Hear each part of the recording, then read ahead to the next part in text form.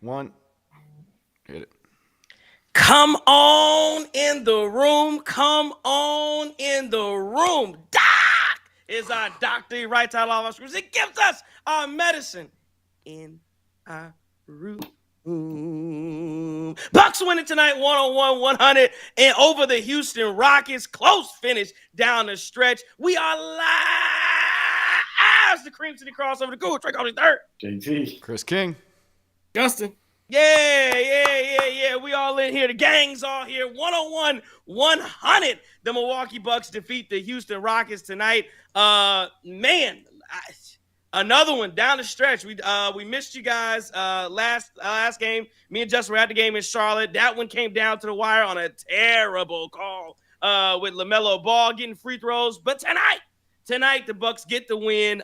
Benefit. Well, no, there were some bad calls I thought down the stretch too against Milwaukee. Mainly, I wouldn't get into some of that, but I didn't like the call with Giannis, the offensive fouls, a couple of them I didn't really like, and they went and tried to review it on us. But then at the end, I mean, you get down to it, you get Dame Lillard layup. I thought the first 3-point the Chuck wasn't good, but he gets downhill on the next play, downhill, lays it in, and then a couple seconds left, and you see a terrible execution from the Milwaukee Bucks down the stretch. They leave Sengun wide open. He's streaking butt naked down the paint, butt naked like Mike Tyson butt cheeks on Netflix. You saw it, yeah, everybody saw it. I'm just saying, I'm looking at the camera, I see straight ass. There you go. Little ass. Barely, they don't have baby oil in the dressing room. I'll tell you that. Hey, what? Diddy was supplying it, but don't say nothing about no oil. But my point is, Sengun is wide open in the paint. Giannis, I'm curious to hear if you guys let us know. Actually, get at me in the chat, in the YouTube chat or Twitter at TCIIESQ. Let me know, because we're obviously watching. We're doing this. Let me know if you hear Doc Rivers or Giannis give the explanation as to what happened at the end of that play, because I'm very curious as to why Giannis was switching. Who was supposed to switch? You saw it looked like Ajax and Gary Trent went to the corner with whoever was in the corner.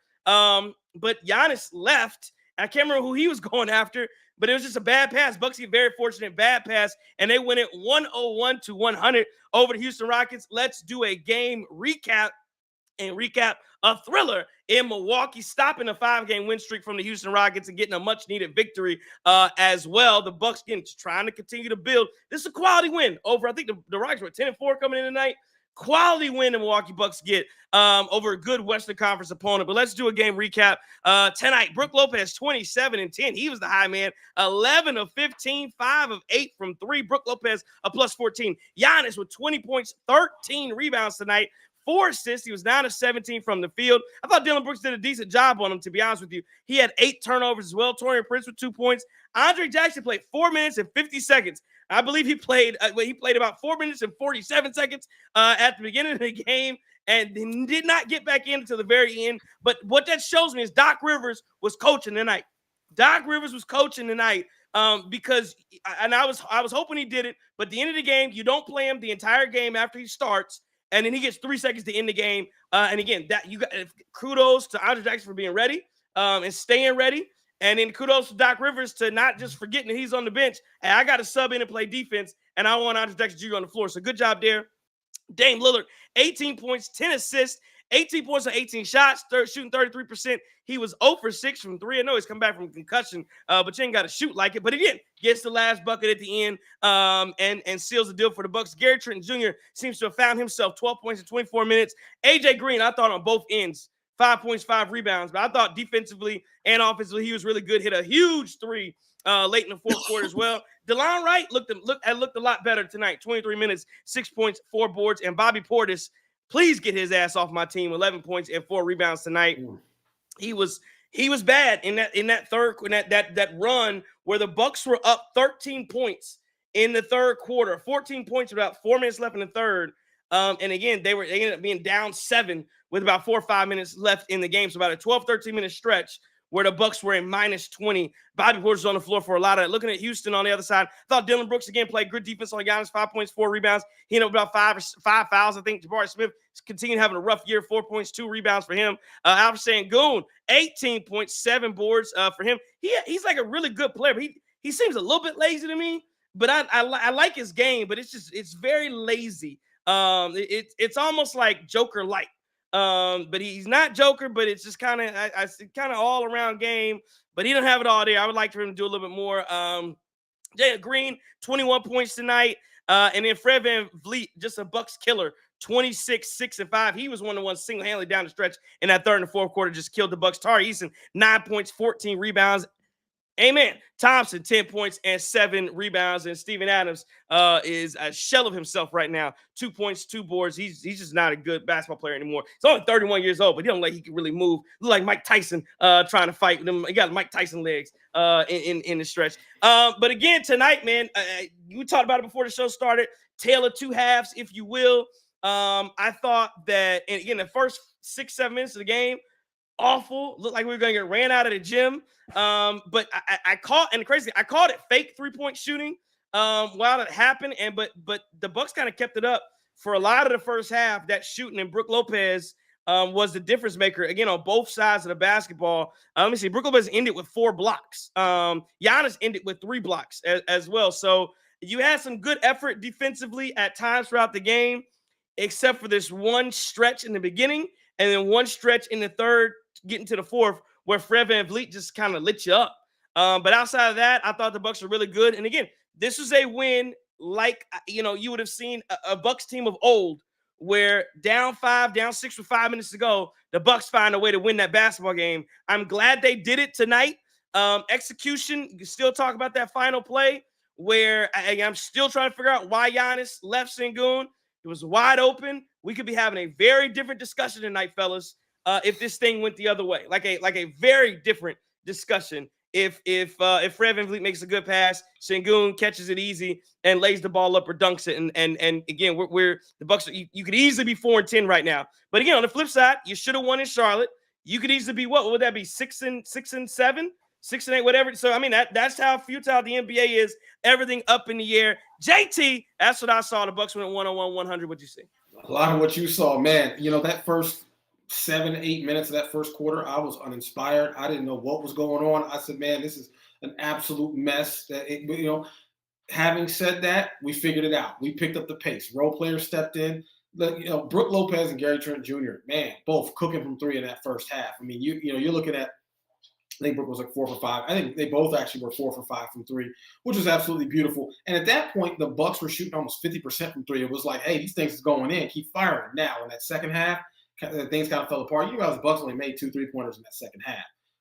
Thought AJ Green, although you really didn't see you didn't really see the impact as much in the points column. I thought he played a decent defense on Jalen Green tonight from the Rockets. And quite honestly, this is what we've been talking about, being a 3-and-D guy and seeing that. And so hopefully, we continue to see him get more run and continue to see what he can do, because we've been AJ Green truthers for a while now.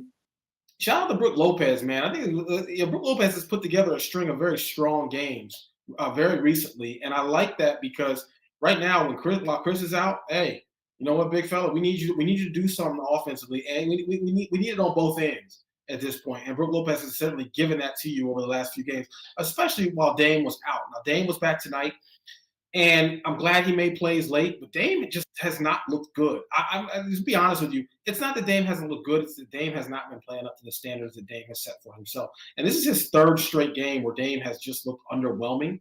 And again, this happens. So I don't want to sky's falling. This isn't the pile on Dame. But one thing I think that we all notice as Bucks fans is when Dame is not shooting, when them shots ain't falling, is noticeable. Because, again, you don't expect anything from D on Dame.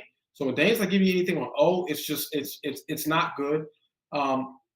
Again, I know folks were really going crazy tonight with y'all was going crazy tonight. Get Bobby out of here. Yeah, Bobby. Yeah, it was kind of rough, right? Like you look at the stat sheet, you say it's not bad, but when you see it out there, there was a few moments. But hey, you know what? Bucks found a way to win tonight, and that's what's most important. You got to find a way to win games, especially against inferior opponents like this. So I'm gonna take this dub and stack it up there with the rest. That's what I saw. Chris King, my brother, what did you see? Yeah, some pretty much same thing as you guys. I mean, this is a game where, again, the Bucks had a lead going into halftime, and you're wondering, are they going to be able to hold it in the third quarter, or will the Rockets come out and storm to a run? Now, I will say that they held it for a little bit, for longer than they normally do, but the Rockets still ended up making that inevitable run in that third quarter, and that's what this team, it's kind of been the story of this team. When you have a lead at halftime and they're still able to come back and stay within striking distance, and then boom, they're up. They're up 6. So, yeah, I think that's something that continuously needs to be fixed from this Bucks team. Like we talked about, Brook Lopez was great in keeping us in it, at least. Like, this was a game where it was on the verge of being 18-3. I think there was a missed lob, and then Brook came down, hit a 3, made a 10-point game, and then he hit another 3 after that. Like, that's what we need from Brook to help us stay within striking distance, stay in games, and hopefully his confidence is building, because the first couple games it was like this guy couldn't hit a 3 for anything. So for him to be able to shoot it with confidence, knock it down, I thought that worked wonders for us tonight. Outside of that, man, I think Dame, like we talked about, didn't play well, but for him to have the confidence to keep going, I thought that 3 was a little rushed, but then for him to also stick with it and turn down the Giannis screen and then get that up and under layup. That was just a pro move. I love having that, especially in the first game back, from the concussion. Like, for him to be out for 3 games, I think it was, and then come back and still have the confidence to perform in the clutch, I like it there. But, yeah, he could have had a better game. I'll take the game-winning layup. Hey, man, real quick before I go, man, happy birthday to my Aunt Rita. I know she's tuning in, watching us tonight from Rockford, Illinois, home of that dude from the Rockets that we don't like. Hey, real quick before I share my thoughts, so I was able to catch some of the Doc presser. So Doc talked about how Dame reminds him a lot of Ray Allen, that even when he's not going well, you still want him to shoot the ball at the end.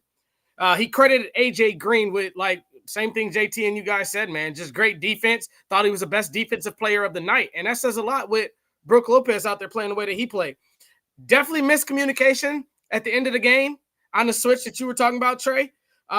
He said a lot of the miscommunication was on AJ Green, actually, unfortunately. But Ajax got his hand in there and kind of deflected that ball.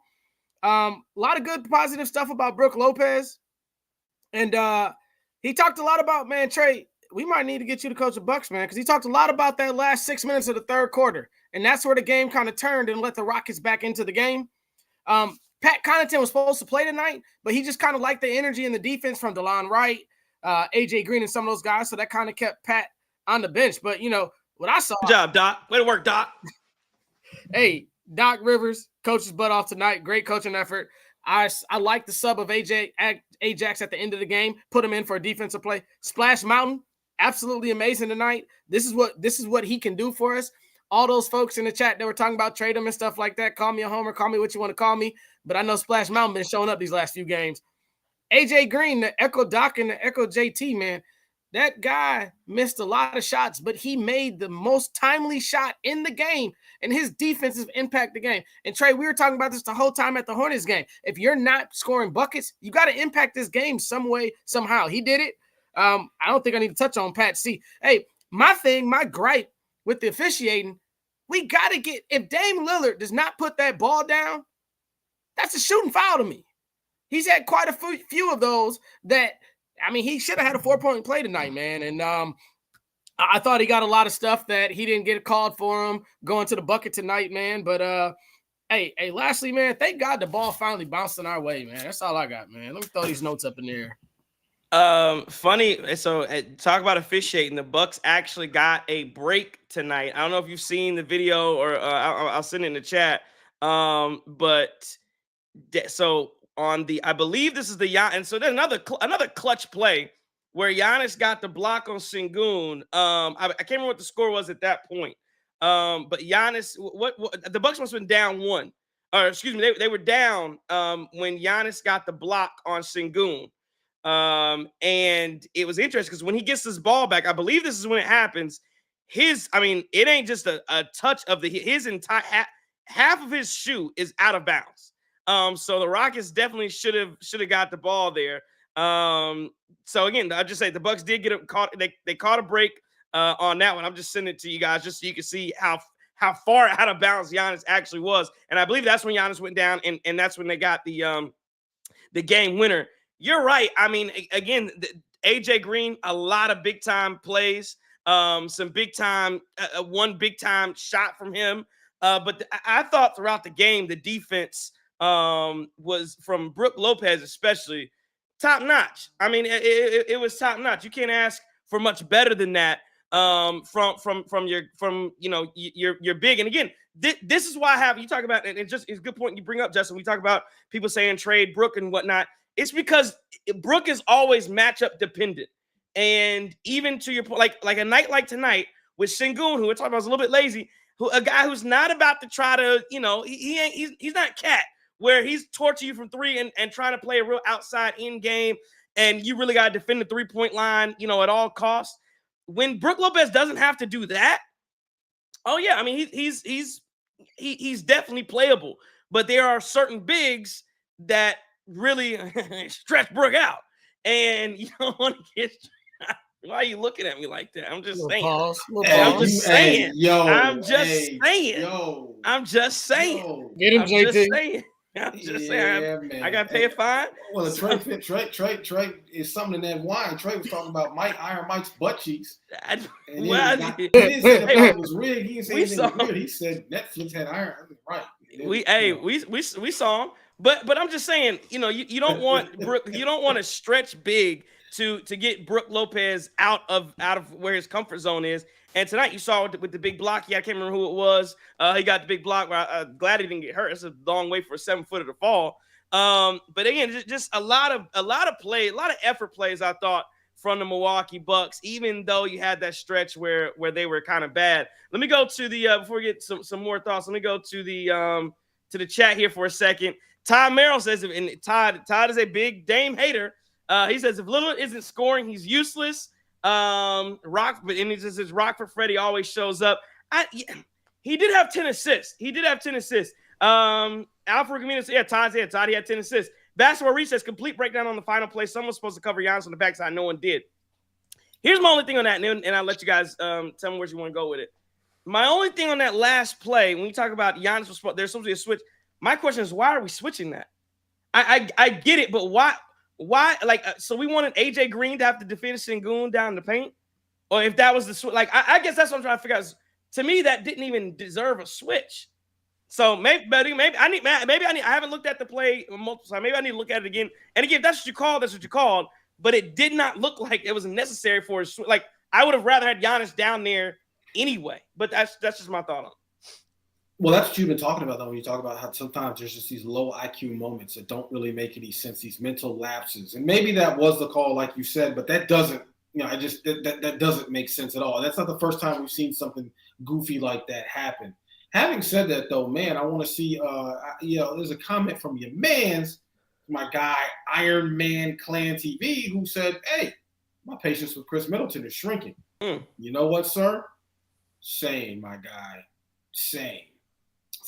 And I think Bucks fans collectively are getting a little bit impatient as to wondering what's going on with him. Again, don't want to focus on Chris Middleton tonight because he didn't play. Keep this thing pushing. But I do think that, listen, the longer this thing goes, the more questions I think people have. And I think it's reasonable to kind of wonder what exactly is going on here with Chris Middleton. Because we keep talking about how we looking, and it feels like we're doing some patchwork stuff here. And we talking about trying to get our 3 back, and if we're gonna make this run that Justin talked about sometimes, where hey, we're just gonna win 7 out of 10 games, we're gonna do that. We do need that man back, provided that he's got something in the tank. Yeah, I'll go 2 ways with this. I was just watching the replay of that last play, and that could have been catastrophic. Like that was wide open. If that's a good pass, that's a loss. Like you talked about, Trey, that's 102-101. Rockets beat Bucks. And I don't really understand, why we're not on the same page after, what was it? Was it 2 timeouts or just 1 timeout? 2 timeouts. There were 2 timeouts. 2 timeouts there. I don't understand how we're not on the same page there. It just can't happen. And probably realizing that they're probably not just going to go up and try to heave a 3 when you only need 2. Probably knowing that they're going to go inside with it. It's tough. And then the other thing on Chris, I'll say is look, I would love to have him back.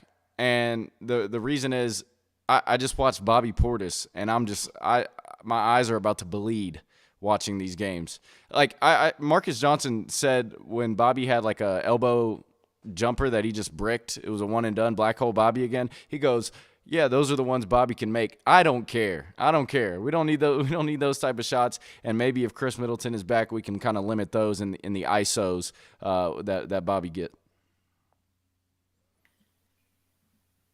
Oh, Go ahead. man. I know you got something to say about that, Justin. Yeah, man. So this is the thing, man. I thought Bobby had a good first half. His second half was less to be desired, though, right? It wasn't, and I do think that a lot of that stuff attributed to that last 6 minutes in the third quarter that Doc was referring to and you brothers have referred to was lacking. But, I mean, Bobby just got to knock down that shot. It's a wide open elbow jumper.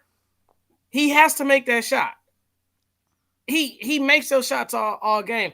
I think with that last play, though, to switch off to that last play, man, because, you know, we always going to be different on Bobby because, you know, he the mayor of my city. Shout out to Cavalier, though. That last play and the switch with AJ Green, like they mentioned in the chat, it was bad, and Giannis had to pick between the two. I forgot the guy that mentioned it, but he's absolutely right on that. But the reason why that play isn't what it is, and the reason why this post-game show isn't us throwing more than the notes up in the air at the end and stuff like that, because of Taurean Prince and Andre Jackson Jr. Both of those guys made good plays. That long 6'8" wingspan of Taurean Prince or 6'10" or whatever it is, that made that pass difficult. And thank God Ajax got his hand on it. The thing that I'll say, though, about Prince today, I felt like this was kind of offensively his worst game of the season, man. He struggled to shoot the ball. When he took the ball into the bucket, those young guys were blocking his shot left and right. But even though this game shouldn't have been as close as what it was, this was a good quality basketball win. That team that we played, Houston, they're very good. And everybody on that bench from 1 to 15 on that team is more athletically than a lot of our guys, minus Giannis. So with the whole Middleton stuff, yeah, I get it. But the thing that I don't want is I don't want him to come back and I don't want him to second guess these ankles and then it catastrophically hurts us because he's a shell of himself, or he re-injures himself and he's just out indefinitely anyways forever. But I noticed something different on that bench. Did y'all see that? I see a dude sitting next to Peter Fagan. Did y'all see him? Oh, Lord. Oh, yeah, I did. Hey, you're not wrong. Hey, Coach Thanasis, bring that boy back on the bench in somehow, some fashion, man. I feel like the energy picked up with him there, man. Great first half by this team. Second half, a lot of holes in the scheme, man. Looked like Swiss cheese in the second half. You're not wrong that that he was that Thanasis was there sitting beside Peter Fagan, and hey, who knows? Maybe that's what propelled the Bucks at the end there. We talked a little bit about the finish. I do want to talk about some of the other guys, and we can talk kind of, you know how we do. We kind of get all around with some of this stuff, but I want to specifically go to Andre Jackson Jr. for a second here. And when you look at his play, there are a lot of comments that are on Twitter, and we'll get to them in a second. But there are a lot of comments on Twitter that are asking why he only played 4 minutes. And again, you know me, I'm not a big Doc guy. I don't know that I'll ever be a big Doc Rivers guy. I think he was absolutely correct in not playing Andre Jackson Jr. after the 4-minute stint that he had. And again, you can disagree with me or not. Let me know what you guys think. But we've seen it a little bit. I saw it a lot at Charlotte. I think I saw it at whoever we played before that as well. Teams are legitimately just not guarding him. Like you are playing, like if Andre Jackson Jr. is on the floor, and again, now there have been a couple games where he's knocked down a couple threes, and it's great when he's doing it, and you like it, and if he's aggressive, you want to do all that stuff. But teams are legitimately saying, we're going to make Milwaukee play 4-on-5 and give it to him. Do whatever. If he can hit a shot, cool. We're gonna live with it. We're not. He is a self-check right now.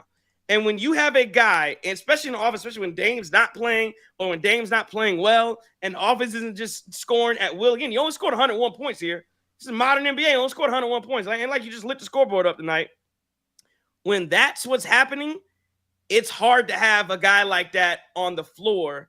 Again, when Giannis already commands double teams and triple teams and walls and all this type of stuff, and to have one guy who is on the floor and people aren't even looking at him, oh, that's tough. It's so I get why Doc Rivers, as much as Ajax has the energy, he's getting rebounds, he's playing defense, he's staying in front of guys. Maybe there's a chance if you wanted to try and put him on Fred VanVleet, when VanVleet was cooking, maybe. But again, Andre Jackson Jr., he's got to find a way to show some value on the offensive side of the ball. Because otherwise, again, you got teams you're self-check. Hey, Duck, he trash. Let's pick up somebody else and help on other things. And that is, team after team after team, the scouting reports out, that's what they're doing. That's why it's hard for Doc Rivers to put him on the floor. Didn't he miss that layup in the first? He absolutely did miss a layup. And that's so look, right? I think the thing is we don't expect Andre Jackson to do anything offensively. If he can give us something, great. Having said that, if you're going to get these open looks, if you're going to get layups, you got to take advantage of that. Like we need you. Like we don't need you to put up a ton of points. We certainly don't. We're not expecting you to score 10 plus points a night. But on the same note, I do think when he gets a look, and he's had some decent shooting nights this year. Every night hasn't been bad, but that's the thing. Like when you get that open shot, we need you to take it. Especially looking at how teams are guarding the Bucks when he's out there. Like when you get that length, man, get out there and do something with it. Take advantage of that opportunity. But I don't know. I don't know what his offensive. I'm not sure what his offensive development will look like in the next couple of years. He may just be a guy who's just known for defense, energy, scrappiness here. And you can play a very long time in the NBA being that way. You can. Now, how many minutes you're going to play tonight? How many minutes you're going to play tonight? Probably not going to be a whole lot. But, you'll stick around for a while if you can consistently do some of the things we've seen from him. Shoot, I still think you need more on offense to even be able to stick around. I'll say this about, he shot the ball really well against Charlotte, but the thing is, if you're not confident taking those threes when they're giving it to you game in and night out, then you're just going to pack the paint for Giannis. And that's ultimately why I think Doc made that decision. You already had Dylan Brooks on him, so it wasn't going to be an easy night, as much as I don't like the guy. I feel like a lot of stuff he did tonight were fouls too, like two-hand shoving Giannis, like those are fouls. Mm-hmm. But anyway, if he's not confident enough taking those shots, he's just going to have an extra defender in the paint to guard Giannis when he's getting downhill. And I think that's the adjustment that Doc needed to make, and he did it tonight. And I don't know if it necessarily paid dividends because Giannis didn't play particularly well, but I think that's probably what Doc saw. And I feel like we at the Grammys night had to make a little wardrobe change, real quick for the big homie. Got my joint on backwards like crisscross and them Nelly boys. So listen, man, and shout out to Bucks 920, man. Trey, the boy just went 4 for 5 and played his behind off in Charlotte. Now, was it the right decision? And we know I'm a big Andre Jackson Jr. fan too. I love the hustle. I love the energy and all that stuff. Yeah, it turned out well. But the thing is, the guy can't go 4 for 5 from the three-point line if you pull him in the first 4 or 5 minutes. That alley-oop that he missed, the catching a layup, that was a great pass. I can't remember who threw it to him. You got to make that type of stuff. But we're going to need an Andre Jackson Jr. in order to go to that land we want to go to. If you look back to that 2000-2001 Milwaukee Bucks team, your guy on that team was Scott Williams. You're going to need a junkyard dog. And our other championship team, my bad, that Bucks team for 01 won a championship team because them refs never mind. We'll keep going. It was PJ Tucker.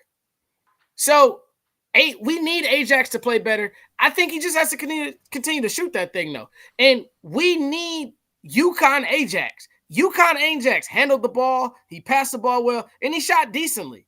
He just got to get that confidence and let that thing ride, man. Whether you make or miss. I mean, hell's a lot of guys out. Dame was shooting air balls from 32 feet.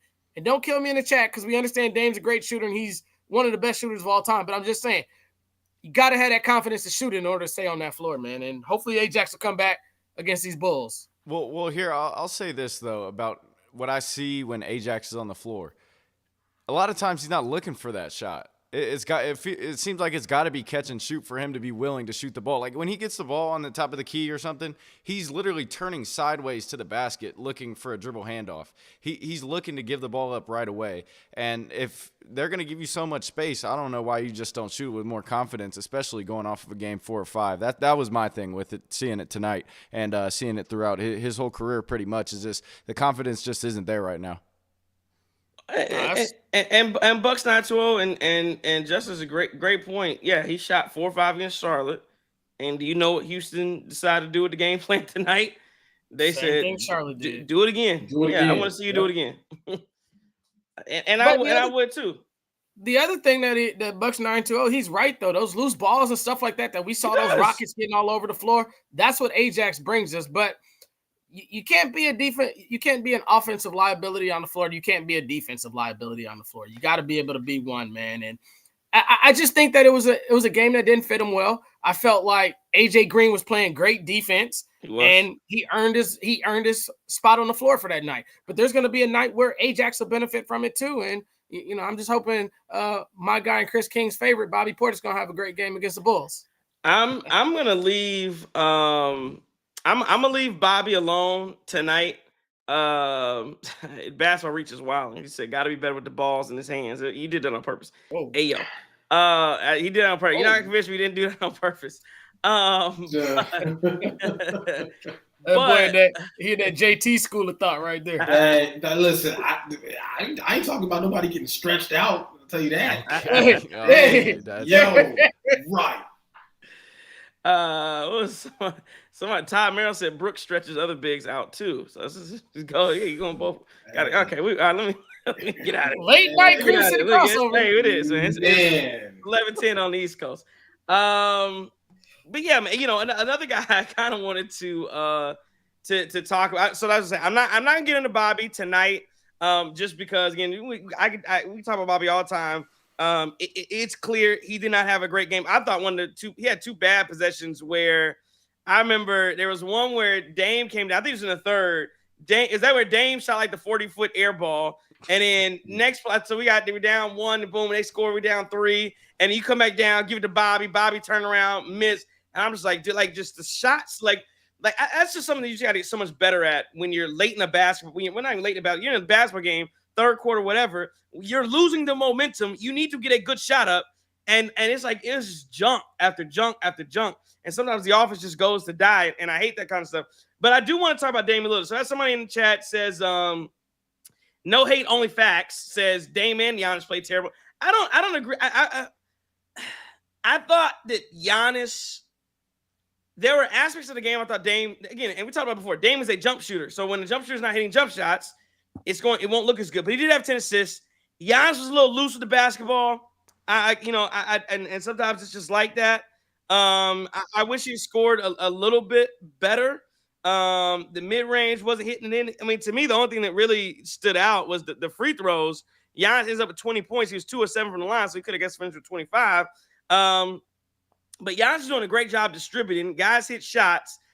But yeah, I look at Dame and his play, I think Dame has to do more of it and Darius Jones, I agree, look lazy. I agree with that. What Dame has to do more when he's not hitting the jump shots is attack. He's got to attack. And I was glad he didn't settle. He still has that burst. He 100% has the burst to get around guys. When he sees a matchup that he likes, when he gets a big on him, he can go around him, and he has this uncanny ability to, when he gets to the cup, finishing with the offhand or shielding, taller defenders with his body to get the layup into the basket. And again, he did it tonight and got the win. So again, just a good job from him. The other guy I wanted to mention, Gary Trent Jr., who to me looks like he has finally come into his own, looks much better. 12 points tonight, 4 of 6 from 3. Again, Gary Trent Jr., another, we talked about it, jump shooter. Jump shooters have to hit jump shots or else they don't look good. Like Malik Beasley don't look good when he's not 6 of 8 from 3, when he, if you're getting beat defensively and all that kind of stuff. So I thought the others really, I thought the others, and that was, because so in that respect, I think you guys are correct. When you have Brook Lopez, who shot the ball like a splash brother, you have Gary Trent, who gave you 12 off the bench. You had AJ Green, who played excellent defense. You had DeLon Wright, who I thought was a positive tonight. 100%. He was a -3 on the floor, but again, I thought he was really good tonight. I really did. 6 points, 4 rebounds, 2 assists. I thought that was decent backup point guard type of numbers. The others played well enough to win, and yeah, if you only get 38 from Giannis and Dame and 14 assists against 10 turnovers, I'm looking at those two guys if you don't win the basketball game, but they do, because typically those guys have played a lot better. But what I've been happy about, even in the Charlotte games you lost and tonight, was that, in my opinion, the Bucks others have played much, much better throughout the course of the last couple games. And when you play that well, you add Giannis playing well, Dame playing well to the mix. And then, like you talked about, when we talk about Chris Middleton, when he gets back into the mix, now you're cooking with something. If I can rely on something off the bench, rely on something from my other players. Doing this without Ryan Rollins too. I mean, Sure. If he's able to get back and give us remotely close to what he looked like when he was a starter, I mean, that's going to be even more of a positive, because there are going to be times when you're going to be able to maybe play DeLon Wright and Gary Trent Jr. along with Ryan Rollins and kind of go smaller with a couple bigs at the end of the lineup. So if he can come back and show that he belongs still and continue his consistent play and make smart decisions and be able to learn and grow out there, I think it'll be good. And it'll also help to have a young guy out there that can limit the offensive rebounding. I thought tonight we were terrible in rebounding. They had 16 offensive boards. That really hurt us earlier on in the game as well. And if we're able to have young, energetic guys out there, Ajax didn't play much tonight, but if him, Ryan Rollins, AJ Green are able to hustle for those loose balls, then I think we'll be able to clean some of that stuff up too. Yeah, and I mean, so DeLon Wright, back-to-back games, I thought he was super impactful. And he played to the back of his basketball card. That's what we've been talking about. Guys play to the back of your basketball card, man. And I think this is where I got to give Doc some credit, man. Putting Rollins in that rotation before DeLon Wright, maybe have put a chip on Wright's shoulder where he's like, I got to play better because I'm a better hooper than Rollins. In his mind, we're talking about this is the minds and the thoughts of DeLon Wright right now. And that's caused him to play better now, right? So then, like you said, Chris, you bring Rollins back with Wright and Gary Trent Jr. playing better, and now we're starting to get deeper. Now we're starting to get this momentum going. Trey, I'm gonna correct you on one thing. We didn't lose that game against Charlotte Hornets, though. We won that game. I don't know what that other stuff was. That phantom foul call. The boy tripped over his Pumas. Shout out to Puma. You the worst shoes in America. Them Mellow shoes is trash. Hey, who had them shoes? Y'all remember a couple years ago somebody had them shoes that exploded on the court? Zion. Zion. What were those? Those were Nikes. Yeah, those were Nikes. Yeah. Oh, those were Pumas. No, those are all Nike. Puma slander. So those Nike. And didn't the big baller brand shoes mess Lonzo up? I don't know. I don't know if it's the shoes, but those are legitimately trash. The big baller brand. Hey, them big baller brands about to be expensive though. If they coming from China. They about to hit. They about to be a premium for them. I don't even know if they still exist. But one thing I'll say is welcome. I agree with you on the welcome back, Gary Trent. Right, it seems like he's got his back issues. He's working through them and putting together a string of good games. I think Gary Trent, if provided that he's healthy and he can move. Oh yeah, hey, a healthy Gary Trent is an asset to this team, and that's something that we need. We're going to need Gary Trent to contribute and see performances similar to this, from Gary Trent. So. That's a welcome sight because it looked a little shaky. We had a stretch of games where things looked a little shaky, and whatever the back issues are, hopefully they are resolved at this point.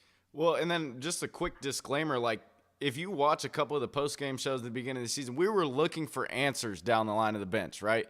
Like this is for the chat and for everybody who's watching, this is how the NBA season goes. It's not the sky is falling after a couple games. Like now we're more optimistic about this bench and who we can be able to go to later on in the season or maybe in the playoffs. So tides turn throughout a season, man, and it looks like this might be turning a little bit here. Just something to look at.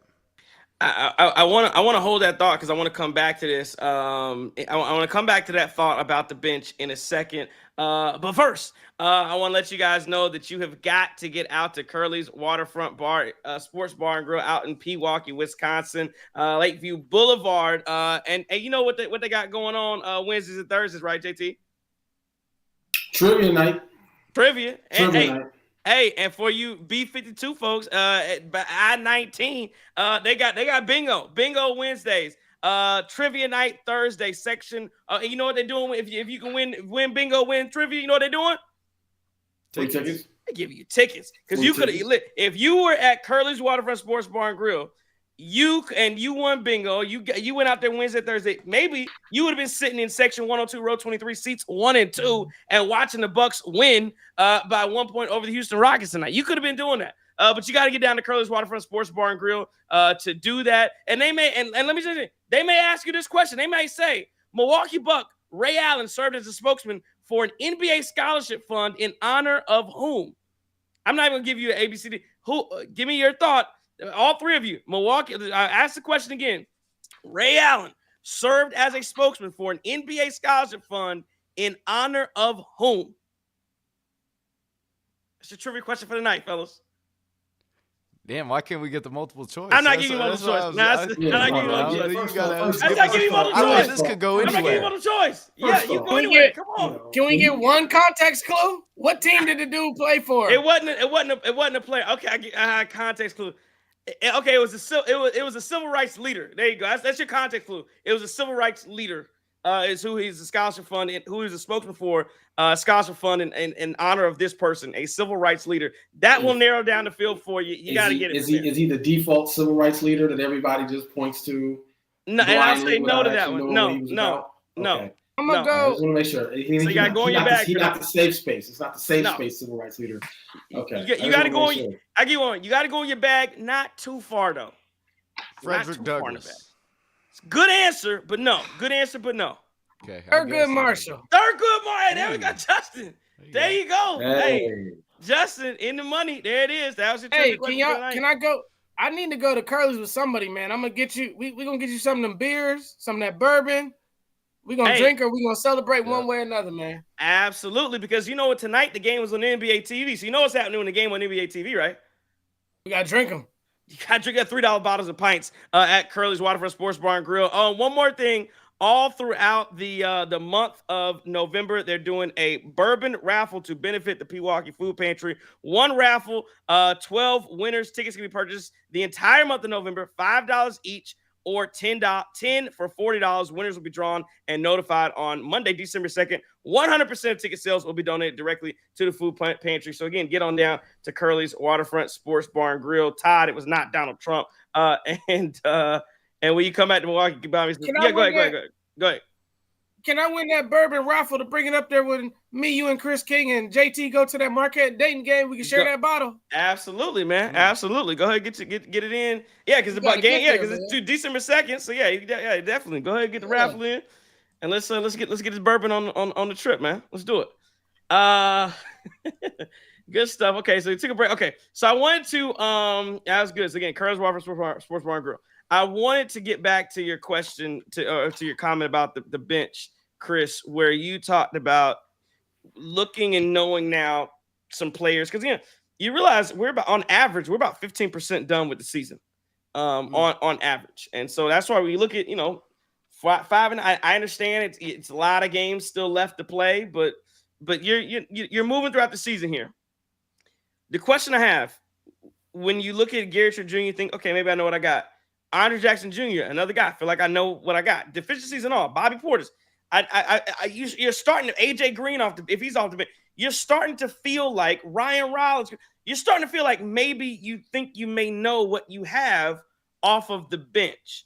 So my question to you guys is, knowing that, I am still of the belief that this is not a championship caliber team, even with Chris Middleton back. I don't know. It can be. Again, if all three are healthy and all three are absolutely balling, and you need that anyway, it can be. But I'm still the mindset that I'd rather have some upgrades on the bench or some different types of guys on the bench.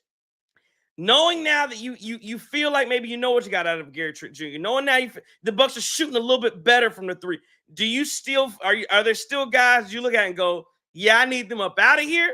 Or are you feeling a little more confident based upon what you've seen over the last couple of games? Or do you need, hey, I'm not there yet. Either way, I want to see more. But I think I think what we've seen is better.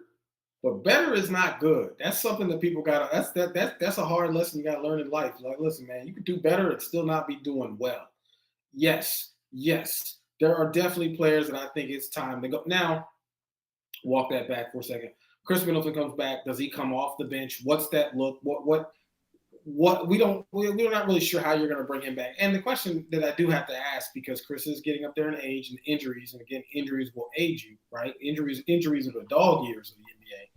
But the question you got to ask is, how does he look coming back? Is he a cone? Does he look stiff? Does he just look completely cooked out there? I'm not really.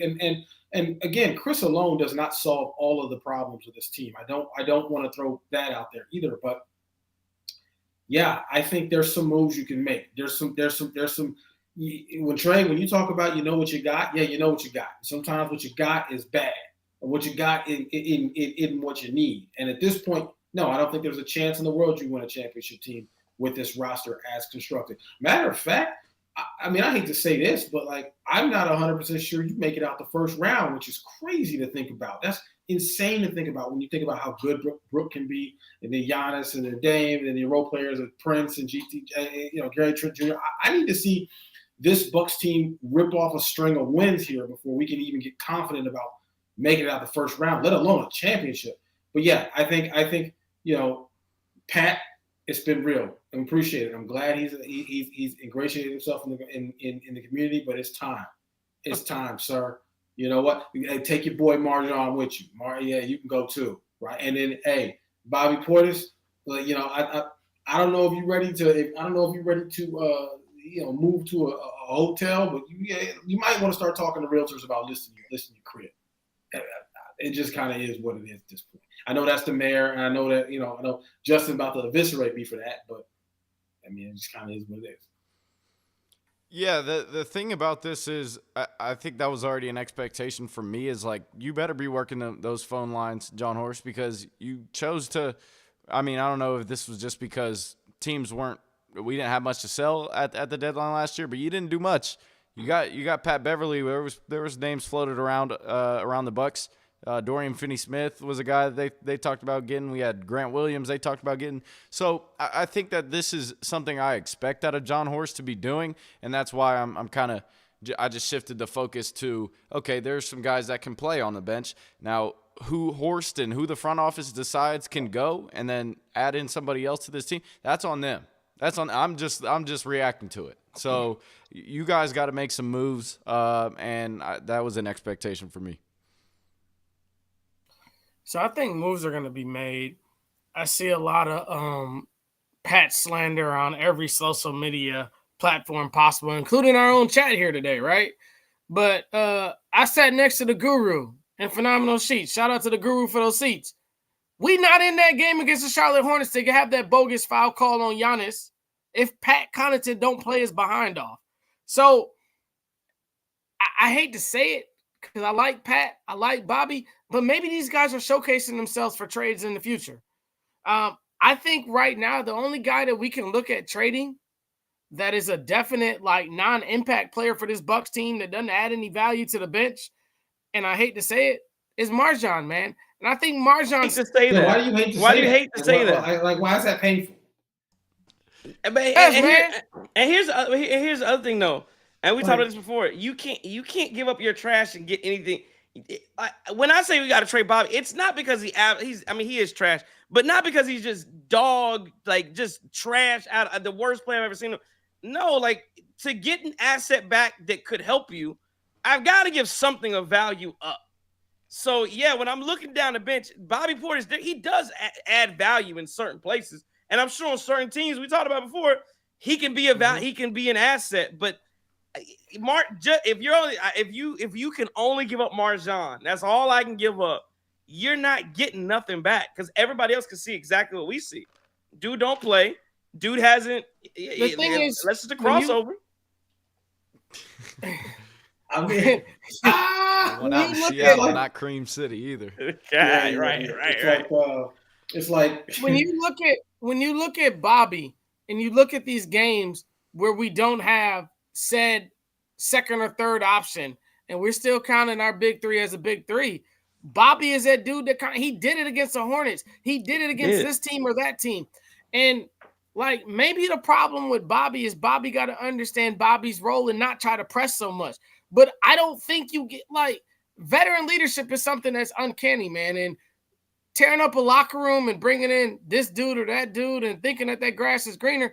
Hey, man, I got a couple ex-wives. That grass ain't greener all the time, dog. I'm just trying to tell y'all. Oh man. Shout out to JT. Yeah, but you're not wrong in that respect. But I mean, your thing about Bobby is, yes, can he do it against Charlotte? Just like Brook Lopez, there are certain matchups he's going to play much better in. Bobby, there are certain matchups where he's going to look good. Yeah, against the Charlotte Hornets with no legitimate defensive minded, big on the floor outside of Grant Williams, who was guarding Giannis. Yeah, he can cook against those things. Charlotte, but when I think about it, Charlotte's not the team the Bucks got to beat. When I'm trying to win a championship, Charlotte's not beating. Charlotte's not going to do it. I'm thinking of what do I need to beat Boston? How is it going to help me when I see Cleveland? Mm-hmm. And yeah, when Evan Mobley is defending you in those moments, when like I said, they're just multiple guys I look at that are just better players. And the Bucks may need something else, suited to help their roster against those higher level teams. Okay, well, I'll also say this. We all talk about the nostalgia and holding on to these players that won the championship in 21. Bobby didn't play in the championship in 2021. I think all the nostalgia with Bobby is just because he's a fan favorite. It's not because he was on the court versus the Phoenix Suns. Some of these other guys, yes, they were on the court. Pat hit a couple big threes in the finals. We had all the other guys that obviously contributed, and Bobby was not one of those guys. I don't even think did he play versus the Nets either. Like this was a guy. Well, that was a Nets series. He got benched and didn't play. Okay, well he didn't play much in the finals, but he played versus the Hawks because we lost Giannis. But yeah, I mean, like there's no real nostalgia you should have with Bobby Portis, and he's shown. I mean, we've held on to him for years now, and he's shown that. I mean, where have we gotten? Not even to an Eastern Conference Finals since. So, I do want to get Bobby Portis. So there were a couple games, yeah, but Bobby Portis did have he has 16 one game. He had a couple good Finals games.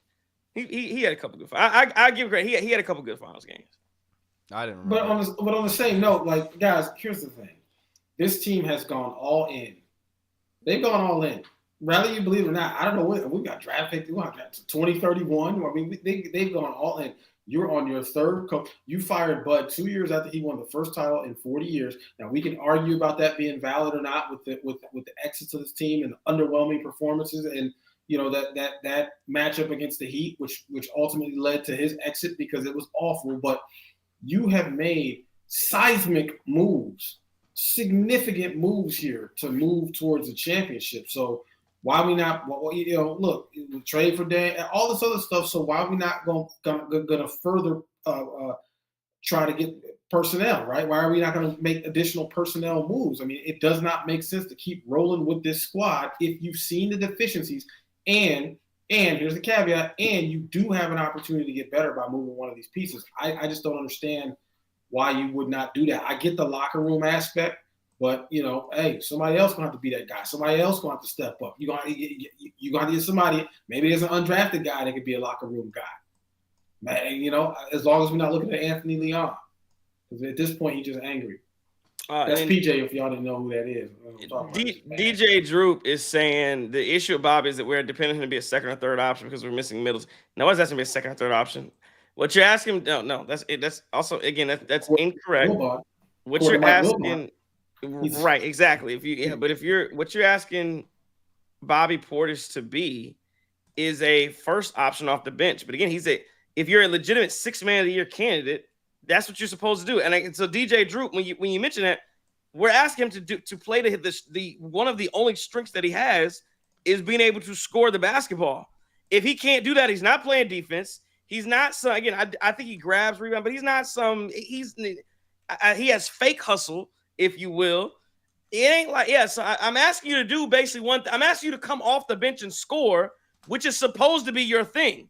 When you don't do that, yeah, I tend to have an issue. But I'm not asking to be a second or third option. Like when Giannis and Dame and Chris on the floor, I'm not like, oh, where's Bobby Portis? Or forget Chris. When Giannis and Dame on the floor, Brook Lopez, we got to get the post up to Bobby Portis. Nobody's asking for that. So I don't know what games you've been watching. Nobody's asking for Bobby Portis, more Bobby Portis post ups when in any of these situations.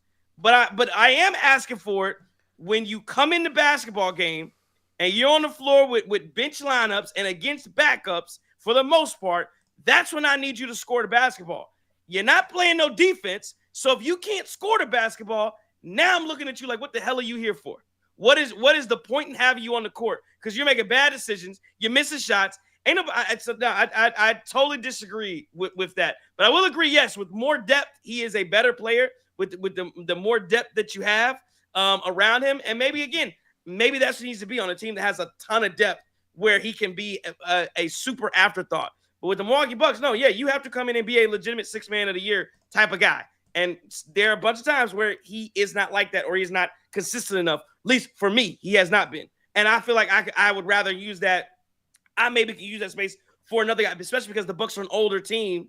I could use that spot for a guy who's a little more athletic, who wants to run and jump a little more and do some of those other necessary, the gritty type of work roles that guys do. When I mean gritty, I don't mean somebody got knocked down and I want to go fight after the play. Or to get just like tonight, after the play, I want to swipe a single. I'm going to swipe the ball down and get in somebody. That's not the gritty I'm talking about. I'm talking about in between the court. I'm talking about in between the whistles, not after the whistles. So I feel like the guy got a little bit of validity, though, because that pressure comes off of Bobby once Middleton comes back. But I wasn't upset. I wasn't upset at the swipe of the ball, man, because the dude elbowing him. He hip checking everybody tonight. So Bobby sent that message tonight. Hey, let you know, little bum foreign dude, we see you and we here. He hacking Giannis all night. He not getting foul calls. How many hip checks did he have on a pick and roll? This dude set every screen. Oh, he did. I don't even know the dude. Yeah. Penguin dude, Singwoon, Sakadoon, whatever. Send that boy up to Green Bay. Send him packing. That's terrible screens he set. His hey, look, if that dude can start for the Houston Rockets, I can't take the Bobby Portis slander. Bobby Portis is a better basketball player than that dude, man. Then who? He got a Then who? Then Sikagugu, Yeah, whatever that boy name is. That boy shoot the ball like I shot the ball in 5th grade. Stop it. Every pick is an offensive foul. Bobby Portis is shooting 20. It's DJ Drew. I don't know if Bobby's your cousin or your brother. DJ Drew, the man's shooting 25% for three. Please stop. Knock it off. He's shooting 25% for three. Y'all talk about that. Everybody talk about Giannis. When Giannis shoots, it's a turnover. Bobby Portis this year shooting threes is a turnover. That's what he shoots 25% for three. You shoot 25% for three. There's no reason you shooting the ball. There's no reason to shoot a three. He's making less than one a game. So I don't want to hear again. Must be a family member who's tuning in. Appreciate you. But hey, what you get off the stream and go find out who took his stuff. That's what you need to be doing. You need to be finding out what's going on around there. Talk about us. Go find out where his stuff is at. So you maybe he give you 40 racks. Wow.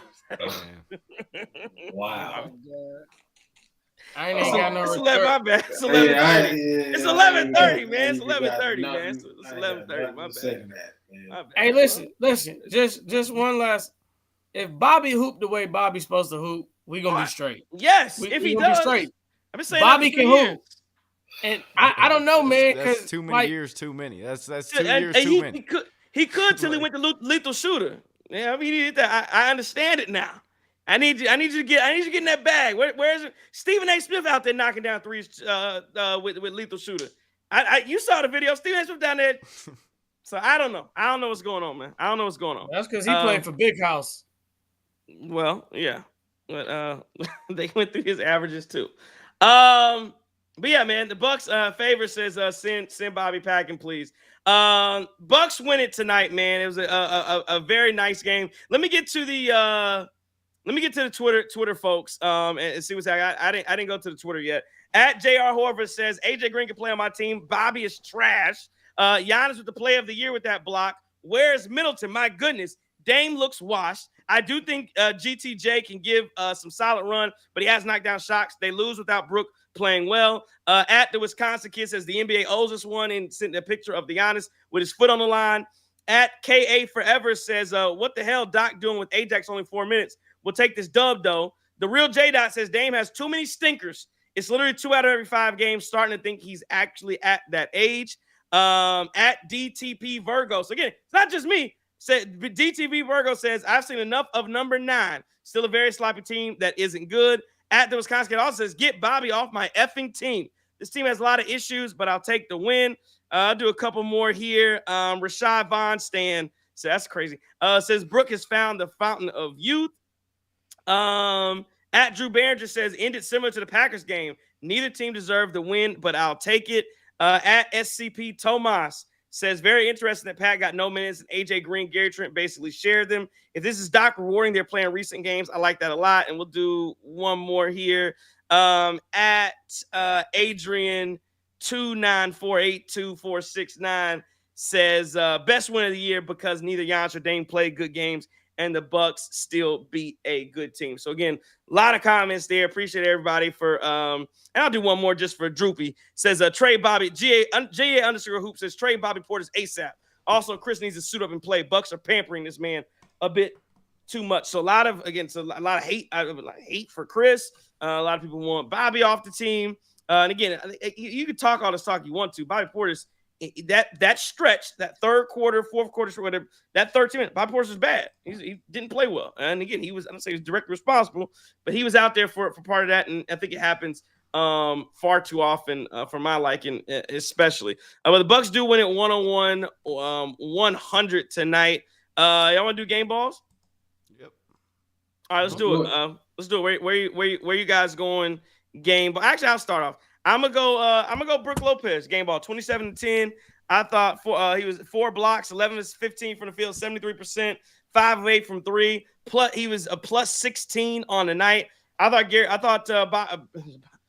Brook Lopez was outstanding on both ends. And again, really kept the Bucks in it with the way he shot the basketball, especially early in the game. So Brook Lopez gets my game ball. Well, you took mine because that's where I was going with it. So I'm gonna go. You know who I'm gonna go with? I'm gonna go with Gary Trent Jr. tonight. I'm gonna go with Gary Trent Jr. tonight. Thought he looked solid tonight. Again, 4 for 5 from 3 when he had 12 points tonight. Gary, you know what? Gary Trent Jr. went and fixed his back. Found that chiropractor. Go ahead, Gary Trent. Enjoy your game ball tonight, sir. Yeah, I'll go AJ Green just for the sole big shot at the end. I mean, you're down 4 at that point, 196, and you needed a big shot, and he came through in the clutch. Even after a bad shooting night, he knocked it down, and that's what you need to be able to pull tight games out. Just being able to knock down that kind of shot at the end, and gives me some confidence that we got some options to go to late in games. So give it to AJ Green. So with my game ball, I'm gonna go Bob. All right, let me stop playing. I'm gonna split it 3 ways. So I'm gonna go Andre Jackson Jr. and Taurean Prince for that deflection and that good defense at the end that made up for whatever we lacked. But the third part of my game ball, going to head coach Doc Rivers again, man, making the right substitution, pulling the right strings. And hey, man, we here. We got to win. These things don't come a lot for us right now. So any win's a good win for me, man, especially against a playoff contending team, man. So what that boy name is, Sengun, if he's an all-star, listen. That's all I'm going to say. Listen. Boy, trash. Well, again, Houston is a good basketball team. They're 10-5 right now, so they're playing well. Bucks improved to 5-9. Man, that was a much needed win from the Milwaukee Bucks. And now they sit half game out of 10th behind Charlotte. They are just 3 games out of 4th place in the East. So some big stuff for the Milwaukee Bucks as they get this thing rolling. Let's look around the NBA, see what scores we got tonight. Let's see with the finals. The Magic 109-99. Talk about another team that may be good. We were looking at Cleveland. We're looking at Boston. the Orlando Magic, and they're doing this now without Paulo Banchero. Again, I know the Suns were shorthand tonight, but 109.99, they're 9-6, playing some good basketball. The Sixers fall to 2-11. Embiid played tonight. Embiid looks awful. 31 minutes, 11 points, 8 boards, 5 assists, 5 of 11. He did not attempt. I think they said this is one of the first games in his career where he did not attempt one free throw. They lose 106-89 to the Miami Heat. The Knicks 134-106 over the Wizards. The Raptors beat the Pacers 130-119. The Bulls beat the Pistons tonight. Clippers and Warriors are still going. They're at the half. Kings are up by a few over the Hawks right now in the third quarter. And, of course, the Bucks win it 101-100. You look at let me see. DJ Droop says, meet riding Brook. Interesting. But hating Bobby is insane. Yeah, this is definitely a family member. He averages more points and has a better shooting percentage. Dude with the tan hat is a clown. You grew up playing baseball. I didn't grow up playing baseball, number one. That's just untrue. And then two, if I did, I'd probably been good at it. But two, again, Brook Lopez, the difference with Brook Lopez, he plays defense too. I think people forget a different side. He averages more points, has better shooting percentage. You also got to play on the other side of the ball. So tell me what Bobby Portis does defensively, because there's two parts. You sound like people who try to tell me that like Joker is just unquestionably better than Giannis, and it's like, no, they play. You got it. You also play defense. So you're incorrect, Droopy. And again, you need to get your ass out there, dude. Is go find what's going on with your brother's stuff. Please go find his stuff. Get off my stuff and go find what's going on. One other thing too, though, because I feel like everybody was on Brook to start the year when Brook was playing bad as well. Exactly. Like, y'all lambasted Brook when he played terrible against little cat, big cat, somebody's cat. I'm an equal opportunity hater. If Brook Lopez is not playing, that's the thing that kills me. People, oh, you hate. I talk about lambast. I lambasted Dame Lillard all year last year. Absolutely. If you don't play well, I call it like it is every single time. I think Brook Lopez is a matchup-dependent player. Against good matchup, he can play much better. Sengun was a good matchup for him. So, I mean, it is what it is. But one last thing about Bobby. Bobby had a good first half. Not a great first half, a good first half. His second half was less than desirable. I'm probably one of the biggest – well, I know, but amongst the four of us, I'm the biggest Bobby fan there is here. But we got to keep it a buck, right? We got one thing we got to do. We got to keep it 100. Bobby didn't have a good second half. And when Doc mentioned that 6-minute mark, a big catalyst of that 6-minute mark was Bobby Portis Jr. He can play better than that, and he need to start doing it. Yeah, we know yes, I agree. We know he can play better. And now DJ Drew, so he just doesn't know basketball. Saying questioning Brook Lopez has better defense than Bobby Portis. Yeah, you're done. You are done, because that doesn't make any sense. Brook Lopez has been a candidate multiple times for a defensive player of the year. So again, yeah, you just don't know ball. You're casual, so that's all right. I'm not doing it. Houston. I need your boy to say Brook Lopez plays better defense, because look at that. Yeah, you want to add the defense onto it. Right. Make sure you add the defense on that, my guy. I mean, I'm just like because if you read it, out of context. The Houston Texans beat the Dallas Cowboys, and I think everybody expected that. I know before we got on the show tonight, you guys were talking about the Green Bay Packers getting a win over the Bears. Talking about those interceptions with Jordan Love, and just kind of reckless play. And I was with you guys, man. I had a tweet that people were talking where there's some people who talk about a guy who was actually good. I bet Justin's going to change into a Jordan Love jersey right now. So, you can never, just do it. Just very, very. You got some spotted cow, Justin? You killing me. Man, I need you to send me some, big dog. But yeah, like people hate on Jordan Love because he's a little bit reckless, and he is. I'd much rather have that than a guy who's timid out there and doesn't know what he wants to do the ball. And then Jordan Love at the end of the game does exactly what you want him to do, get you down the field. Big play by Christian Watson. Having the mental capacity to get up and run down the field and score a touchdown. And so again, just and then Packers get a huge block as well to end that game. So kudos to the Packers. They needed that dub. They get that dub, especially what's going on in the NFC North. And you saw the Lions. I mean, it'll be disappointing if the Lions don't come out of the NFC, right? Like they legitimately should come out of the NFC.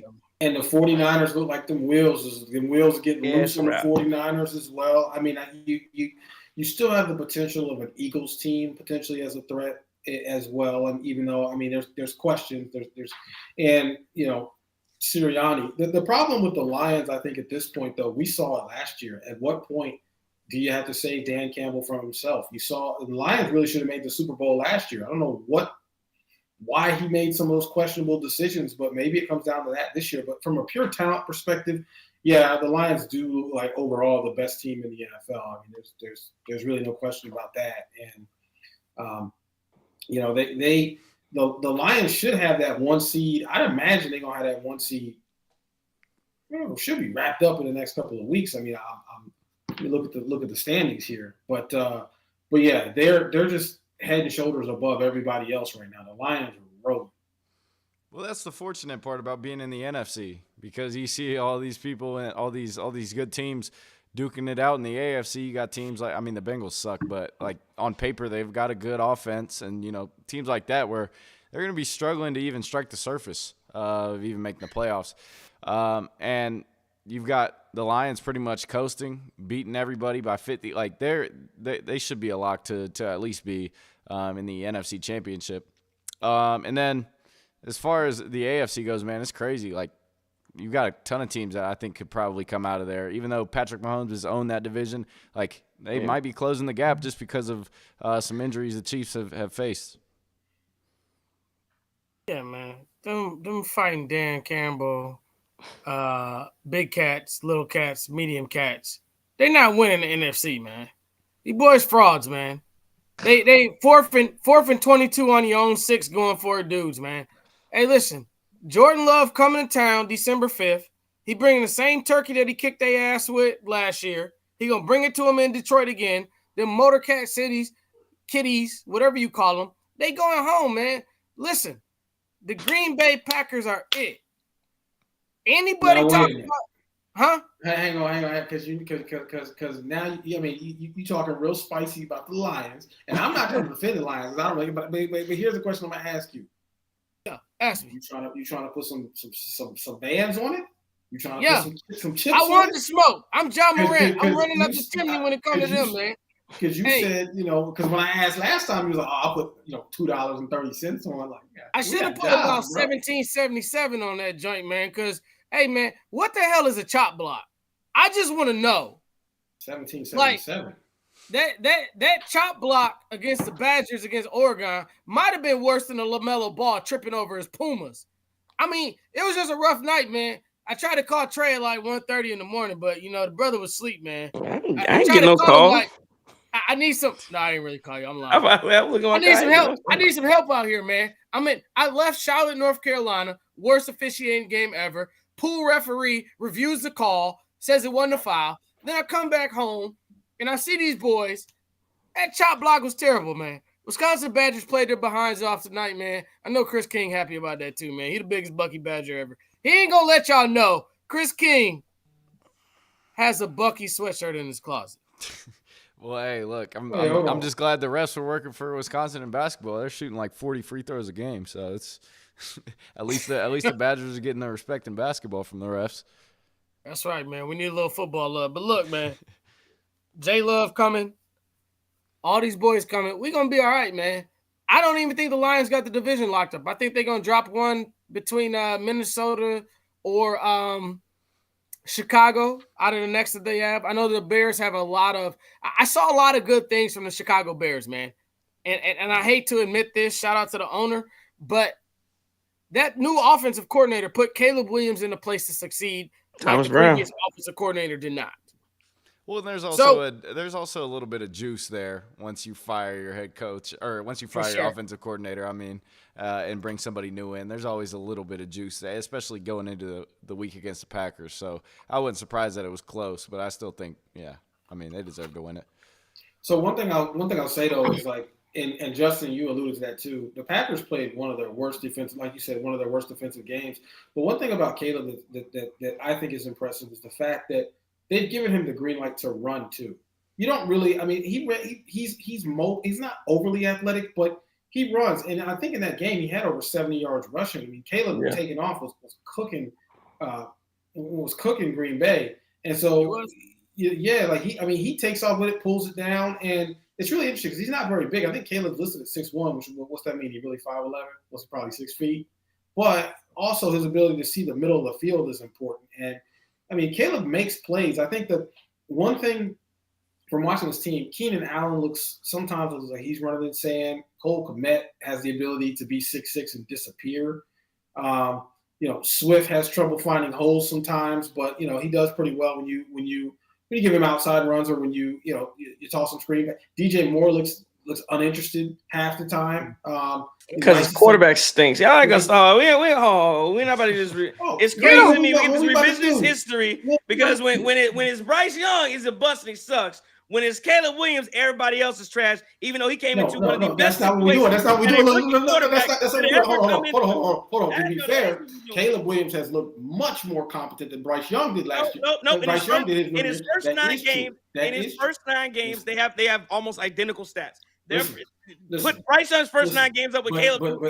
But Caleb blind eye test, and it's not the same. No. That's the problem. If you look at the numbers, I've seen Caleb Williams march down the field, and his team damn near win because of him. I did not see that with Bryce. Because they're much better. He has a much better football team. I've seen Caleb Williams march down that field. I watch every Bears game. I saw him lose last week. Can I get an unbiased? Because I hate Caleb Williams because he wears the Bears fingernail polish. Let's call it spade a spade. I don't ride for Caleb Williams because I'm not sure that everything he's wearing is coming from the men's department. So hold on. So I saw Bryce Young do it in person. Trey, what does that Guru mean? might have been at that game. That Packers. I wasn't there, but he did. He balled out on the Packers. He also beat C.J. Stroud game-winning drive. Saw him do that too. With zero talent, man. My man playing with all rookie. He playing with undrafted. Bryce Young's best wide receiver right now is an undrafted rookie out of Holy Cross named Jalen Coker. That's his best wide receiver right now. Listen, and my man out here playing with guys that all-star that Pro Bowlers. He out there. Justin Fields playing. Not Justin Fields. Caleb Williams playing with Pro Bowlers. Justin Fields played better. Justin Fields played better with them boys. Please, if you're gonna make that, here's what I would argue. I wouldn't even argue that. I would argue that Bryce Young had Frank Wright sorry ass coaching him for 10 weeks. That's the real thing here is you had a coach who had just gotten fired coming and coaching you in Carolina who had no business out there developing this young rookie and clearly didn't know what he was doing ever throughout that season. I mean, Frank Reich is the first and only coach in NFL history to be fired in back-to-back seasons, which is absolutely insane when you think about that. Right, because think about you just collecting checks from everywhere at this point. Like, I mean, that to me is the knock on Young. And then the other thing is that Young has now had to go through a coaching change. Which, side note, you know who else is going to go through a coaching change? Chicago. I don't know why they're trying to avoid the inevitable. And again, I don't even root for the Bears at all. I just live here, so I just watch whatever games are on TV. But at the end of the day, you're a closet cheesehead. At the end. Well, no, because like I'm not sure. If you don't get the red zone, man, you need to watch the game on TV. I mean, we got jobs too. Add the red zone package. But no, like the Bears. I don't know what they were on third down, but it was pretty impressive what they were against this Packers. They looked bad. I mean. I've never seen, and again, I don't think the Bears could replicate that performance. Let's be honest. On third down, I'll look it up. I wouldn't bet a single dollar the Bears could do that again. But they had everything going for them. They really did. And Green Bay, I mean, Caleb Williams, perfect example, is the reason why they were in position on that last drive to even kick. No, it's not. Max and Todd actually makes a great point. The reason they were in position was because Matt LaFleur didn't kick the field goal. Didn't kick a field goal when he should have. The game shouldn't even been that close. Honestly, shouldn't have been that close. But again, who marched his team down? Who marched his team down the field and got him? And he didn't march close enough to where the trajectory had to be. He had to have a low trajectory. They get it out there and it got blocked. That's not on Caleb. That's how about that? Don't put it on the kicker. Score a touchdown. Stop it. But look, who makes that call? Who makes that call, Trey? Who makes that call? He couldn't get into the end zone. He couldn't get into the end zone. Don't do that. Yeah, right. They knew. They didn't even make a call. They didn't take a single shot at the end zone. Right, because they knew he was going to make a mistake. They knew he was going to make it. It wasn't they was going to make a mistake. What are you talking about? Going to make a mistake? You saw that Washington game. He marched that team out of fit. You're playing right now. Look, this is what I'm not here for. What you're not going to do is try to play everybody on. He's not. Gaslight everybody because you want Caleb to wallow in that misery, questionable pool. That He's in it. He's in it. They were just talking about benching him. They were just talking about benching him 2 weeks ago. They were just talking about benching him. So he's definitely in. He's definitely in the. Yeah, and then they got rid of that sorry ass coordinator. And how they look after they got rid of that trash 19 points. Just one thing. I mean, okay, like I didn't know JT was a Bears fan. This is crazy. Man, I'm not a Bears fan. Caleb Williams isn't. Caleb. I'm not a Bears fan. Caleb Williams is a DC guy. Come on, man, don't do that. Oh, now he's DC. Okay. Just real quick, Jay Love had the ball about 5 times and had 3 touchdown drives out of that 5 times, 1 punt, or may have been 6 times. So impressive performance from the Packers, man. Hey, listen. I don't y'all boys got great rhetoric. Me and Chris King had to sit this one out because that was amazing, man. That's must-see TV. If you ain't hit that like button, you should hit that joint off of that debate right there alone. But I'm gonna tell you this: I don't know a lot about football, man. I didn't play like Trey Crosby. I didn't go to University of Arizona. I ain't no Dayton guy like Chris King. But there's only one thing I know. One thing for sure. 2 things for certain. Shout out to Trey brother-in-law. The Bears still suck. I know, dog. I think I agree. Look, it's in their heads at this point. Like how they found a way to lose that game, and that was they haven't beat the Packers since 2017. It is embarrassing. It is 11 in a row.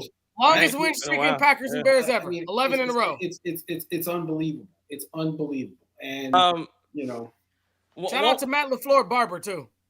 Boy, be faded up. Matt LaFleur Barber earned his paycheck. Crispy. He earned his paycheck. He got that Howard cut. That's glaze. That's glaze. All right, what are we doing? I want to ask you about one more thing before we go. Did you see LaMelo Ball got fined $100,000 for uttering? He said he said I'm repeating him. He said no homo after. So what he said was, I think the whole thing was funny because they asked him how they stopped Giannis in the game, and he said, "We loaded up on him, no homo," and that was the phrase, and they got him $100,000 fine. And I just wanted to go what you guys thought about the fine there. Do you think that was necessary? Was it just right? Was it enough? I guess the only thing I say is you can't do it. We've seen guys get fined for this before. I don't know if LaMelo Ball says some wild stuff all the time. Like he kind of has loose filter a little bit. I don't know if he said things like this in the past that has gotten him into trouble.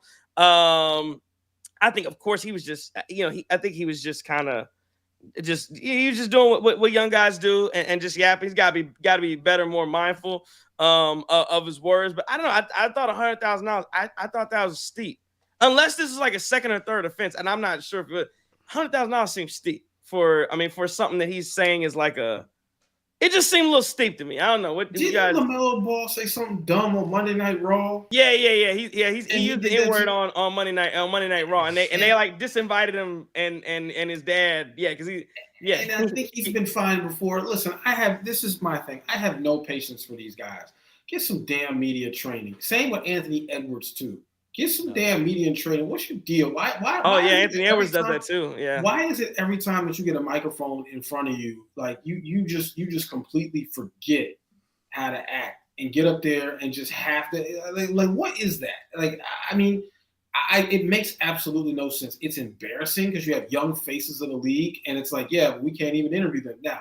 Everybody that came before you, and there's people with different backgrounds. There's folks who less educated than both of them who came before, and they didn't do stuff like that, right? They knew how to turn it off and turn it on. And the fact that LaMelo Ball and Anthony Edwards just can't seem to get it together whenever they get microphones in front of them. And I don't know if it's is it arrogance? Is it a level of arrogance to where you're like, I don't need media training. I can say whatever it is I want.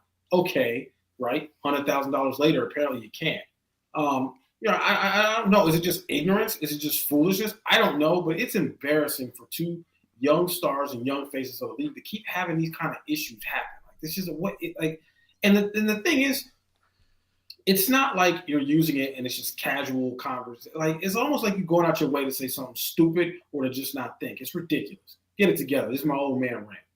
Yeah, JT, another get off my lawn take. Get off my damn lawn. Right. My lawn. Right. Don't cut across. Don't step on it. Cutting this grass for 3 hours. We'll water it next. With the hose, baby. With the hose. Because you know how them old ass dudes, you gotta wear your you gotta like this is the thing. You gotta put the grass cutting shoes on, you gotta wear the white t-shirt, tuck the white t-shirt in. You gotta tuck the white t-shirt in, gotta cut the grass, and you gotta go ahead and edge it afterwards. You know that lawn is everything. Like come on now. Y'all. God, y'all. Hey, there we go, JT with the hose. No,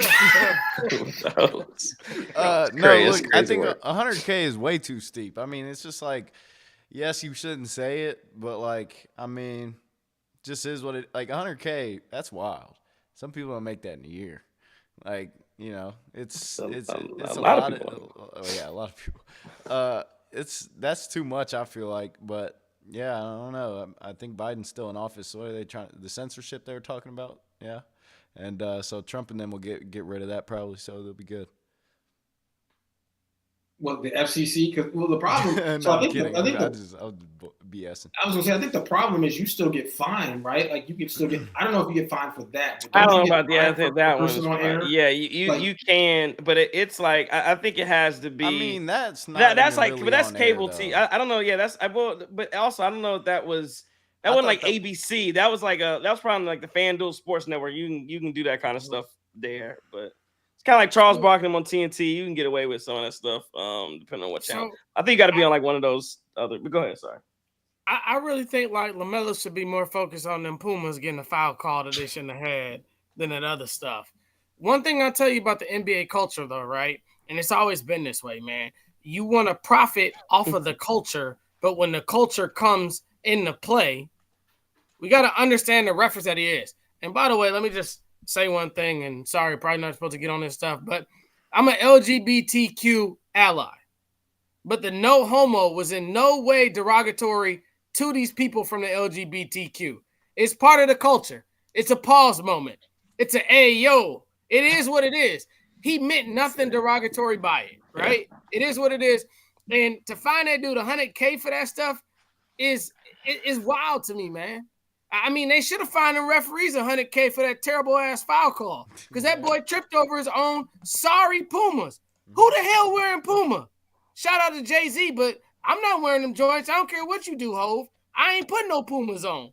We gonna trade them Puma deal? I didn't even know that. I remember he had the Reebok S dots. He like didn't he have some? He had some Tims too, didn't he? Tims, but he's big time Puma. But hey, real quick about Anthony Edwards. Like, hey, man, I love that young brother for what he says, what he does. It's ignorant. It's stupid. I come from Capitol Drive in Milwaukee, Wisconsin. He out here talking like he at Lincoln Park, McGov, whatever hooping spot you want to come from.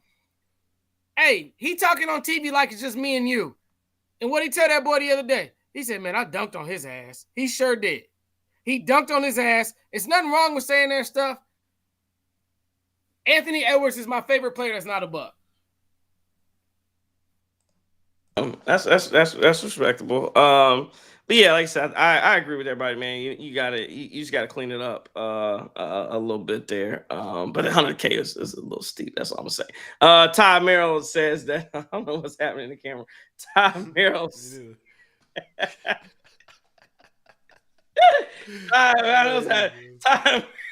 Time Merrill says LaMelo should stick to shot limit. I think that was Jello, wasn't it? That was Jello. That was shot limit. that was LiAngelo. That wasn't Melo.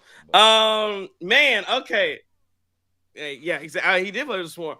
Man, that was a fun show, fellas. I appreciate it. That was good. Appreciate everybody who joined in and spent some time with us this evening in a 101-100 victory. The Bucks beat the Houston Rockets. They are back at it in action on Wednesday. This is a big one. Again, it would have been so much bigger if you could have beat the Charlotte Hornets, but it's a big one. They're back on ESPN. 7:30 Eastern, 6:30 Central, which means that you can go down to Curly's Waterfront Sports Bar and Grill. They should have bingo going on, but also they're going to have $3 bottles and pints because it's a televised basketball game. But you got the Chicago Bulls coming into town. You can get to 6-9 if you beat the Bulls. And then Friday, you had the Pacers in the Emirates NBA Cup action on Friday. So you have a lot of opportunity here for the Milwaukee Bucks to get yourself back right and get to where you want to be, where you should be. And again, the Bucks win it tonight. Late game that went down to the wire. 101-100. Give you guys a chance for any final words before we get up out of here.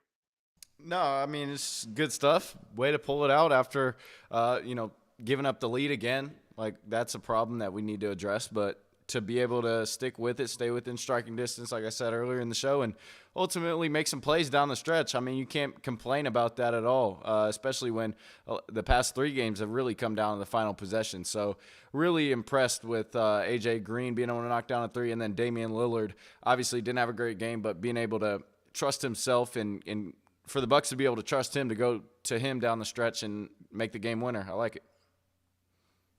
Man, the crown on my head is getting heavy, so we got to throw this joint off. So listen, this is where we are in the NBA schedule right now. We with that punch your hand with my fist schedule.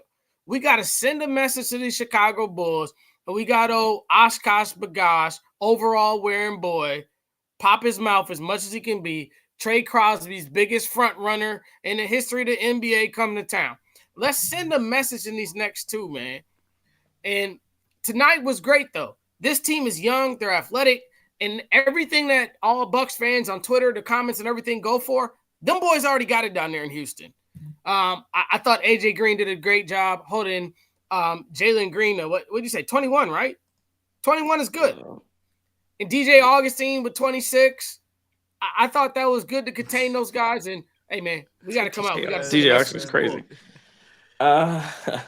I'm with you, man. Again, it was just good to get a win. I know it. The Bucks just got to find ways to win. Like I said, the losing to the Hornets was tough. Even though they didn't really lose and LaMelo tripped over himself. Lisa says, "Where were y'all at when the Bucks lost to the Hornets?" So again, we were at the game. That's why we didn't do a post game show, Lisa. So take that. But yeah, I mean you just got to find ways. You got to find wins anyway. And again, you left Sengun open. Mix up communication, whatever. But they didn't get the pass in, and the Bucks got to win. Made it hard for them to get the pass in. Bucks found a way to win. You gave up a 13-point lead. It should have been much easier, but it wasn't. You have to find ways to win. The Bucks did that tonight. That was good. That's why it was a positive. You saw some better things from the other players. And again, I think everybody agrees that it wasn't the best of game. Like you didn't. We've said it multiple times on this program. Giannis shouldn't have to go for 50 for the Bucks to have a chance to win. And tonight you had a so-so Giannis game. He did a lot of other things very well, but he didn't have to go off all nuclear to score for the Bucks to win. Dame had probably objectively a bad game. But again, at the end of the game, that's why you have your superstars. Late in games, you have Damian Lillard go for a layup and get the score. What's up, JT? What's up, Justin? My bad. Hey, sorry, man. I called the other light-skinned assassin, DJ Augustine. My bad, yes, man. Yeah. I thought you did it on purpose. Yeah, I thought that was a joke. Yeah, it was. Yeah. Hey, listen. Hey, real quick. Wednesday night, Curly's, we coming through hard, man. Get all them $3 joints out of there, man. We got to beat the Bulls and drink Curly's out of $3 bill. Absolutely. Get them. Yes. Clean them out over at Curly's. Want to thank our sponsors for this program, Curly's Waterfront Sports Bar and Grill. Get out there, Milwaukee, Wisconsin, every Wednesday, Thursday for bingo and trivia. You can win tickets and also get your raffle for the bourbon that benefits the good people out in Milwaukee. Pee Wee's Burnt Pizza says good win for the Bucks. Those Rockets are a good young fast team. They absolutely are. So that's probably quality win for the Bucks this season. Again, we appreciate everybody for listening. Like Jay Stroh says, hit the like button. If you like what you heard tonight, we appreciated you being with us. You could have been in the world, but you were here with us tonight after the Bucks got a 101-100 victory over the Houston Rockets. A lot of fun stuff. We'll be back at it Wednesday night. As always, again, man, good stuff. Milwaukee Bucks get the W, 101-100 from the Guru Trey Crosby. This has been a Cream City Media Group production from the Guru Trey Crosby III, Chris King, and disconnected JT. Justin. If I am your enemy, it's only because I dare to tell you the truth. Don't